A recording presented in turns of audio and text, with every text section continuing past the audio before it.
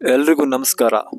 Love mocktail, Kausalya Supraja Rama ಸಿನಿಮಾಗಳನ್ನು ನೋಡಿ darling Krishna ಅಂದರೆ ಸಾಕು, ನಿಮಗೆಲ್ಲ ರೊಮ್ಯಾನ್ಸ್, ಫ್ಯಾಮಿಲಿ ಡ್ರಾಮಾ ನೆನಪಾಗುತ್ತೆ. ಆದರೆ ಈ ಬಾರಿ ಕೃಷ್ಣ ನನಗೆ ದುಡ್ಡೇ ದೊಡ್ಡಪ್ಪ, ದುಡ್ಡೇ ದೇವರಪ್ಪ ಅಂತ ಸವಾಲ್ ಹಾಕಿ ಬಂದಿದ್ದಾನೆ.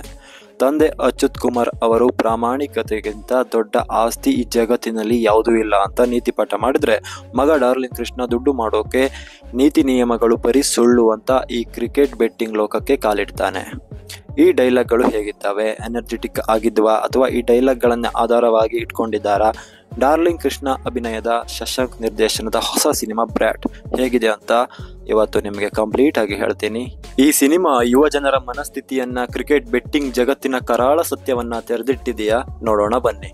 ಬ್ರ್ಯಾಟ್ ಚಿತ್ರದ ಕತೆ ಒಂದು ಮಧ್ಯಮ ವರ್ಗದ ಕುಟುಂಬದ ಸುತ್ತುತ್ತದೆ. ಅಂದ್ರೆ ಡಾರ್ಲಿಂಗ್ ಕೃಷ್ಣ, ಕ್ರಿಸ್ಟಿ ಈ ಚಿತ್ರದ ನಾಯಕ. ಸುಲಭವಾಗಿ ಶಾರ್ಟ್ ಕಟ್ ನಲ್ಲಿ ಹಣ ಸಂಪಾದಿಸಬೇಕು ಅಂತ ಕನಸು ಕಾಣುವ ಆಸೆ ಬುರುಕ ಯುವಕ. ಇನ್ನು ಅಚ್ಯುತ್ ಕುಮಾರ್, ಮಹಾದೇವಯ್ಯ ಇವರು ಕೃಷ್ಣನ ತಂದೆ, ಪ್ರಾಮಾಣಿಕತೆ ಮತ್ತು ನೀತಿಗೆ ಬದ್ಧನಾದ ಪೊಲೀಸ್ ಕಾನ್ಸ್ಟೇಬಲ್.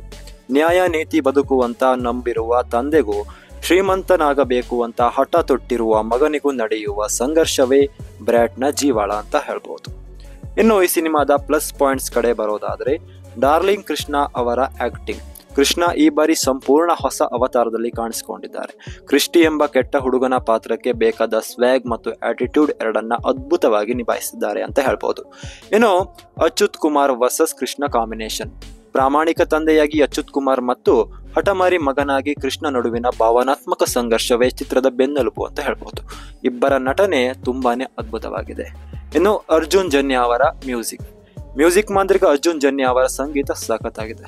ಹಿನ್ನೆಲೆ BGM ಥ್ರಿಲ್ಲರ್ ಕತೆಗೆ ಸೂಕ್ತವಾಗಿ ಜೀವ ತುಂಬಿದೆ ಅಂತ ಹೇಳ್ಬೋದು. ಇನ್ನು ಇಂಟರ್ವಲ್ ಬ್ಲಾಕ್.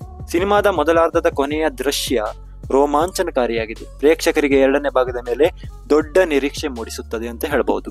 ಇನ್ನು ಮೈನಸ್ ಪಾಯಿಂಟ್ಸ್ ಕಡೆ ಬರೋದಾದ್ರೆ, ಕತೆ ಮತ್ತು ಕಲಾವಿದರ ನಟನೆ ಚೆನ್ನಾಗಿದ್ರೂ ಸಿನಿಮಾದಲ್ಲಿ ಕೆಲವು ನಿರಾಶಾದಾಯಕ ಅಂಶಗಳು ಎದ್ದು ಕಾಣ್ತವೆ.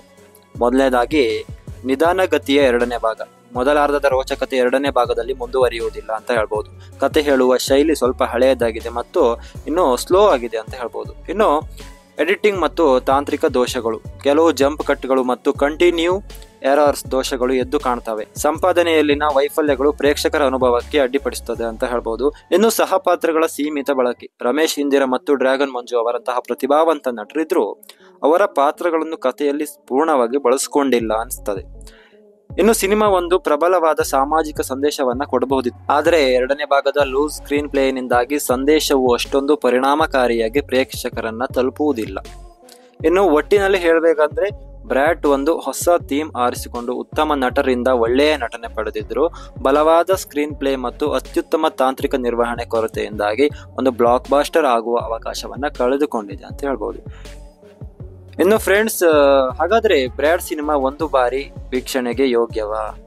ನೀವು ಡಾರ್ಲಿಂಗ್ ಕೃಷ್ಣ ಅವರ ಹೊಸ ರೀತಿಯ ಆಕ್ಷನ್ ಅವತಾರವನ್ನ ನೋಡಲು ಬಯಸಿದ್ರೆ ಈ ಚಿತ್ರವನ್ನ ಒಮ್ಮೆ ನೋಡಬಹುದು. ಆದರೆ ಇದು ಕೌಸಲ್ಯ ಸುಪ್ರಜಾ ರಾಮ ಸಿನಿಮಾದಷ್ಟೇ ಎಂಗೇಜಿಂಗ್ ಆಗಿದೆ ಅಂತ ಹೇಳಲು ಸಾಧ್ಯವಿಲ್ಲ. ಇನ್ನು ಬ್ರ್ಯಾಟ್ನ ನನ್ನ ವಿಮರ್ಶೆಯ ಪ್ರಕಾರ 5ಕ್ಕೆ 3 ಸ್ಟಾರ್ ಕೊಡ್ತೀನಿ. ನೀವೆಲ್ಲರೂ ಸಿನಿಮಾ ನೋಡಿದ್ದೀರಾ? ನಿಮಗೆ ಈ ಸಿನಿಮಾ ಹೇಗನ್ನಿಸ್ತು? ಕಮೆಂಟ್ ಸೆಕ್ಷನ್ ನಲ್ಲಿ ನಿಮ್ಮ ಅಭಿಪ್ರಾಯವನ್ನು ತಿಳಿಸಿ. ಈ ವಿಡಿಯೋ ಇಷ್ಟವಾದ್ರಲ್ಲ ಶೇರ್ ಮಾಡಿ, ಲೈಕ್ ಮಾಡಿ, ಹಾಗೆ ನಮ್ಮ ಚಾನಲ್ ಅನ್ನ ಸಬ್ಸ್ಕ್ರೈಬ್ ಮಾಡೋದನ್ನ ಮರಿಬೇಡಿ. ಮತ್ತೆ ಸಿಗೋಣ. ನಮಸ್ಕಾರ.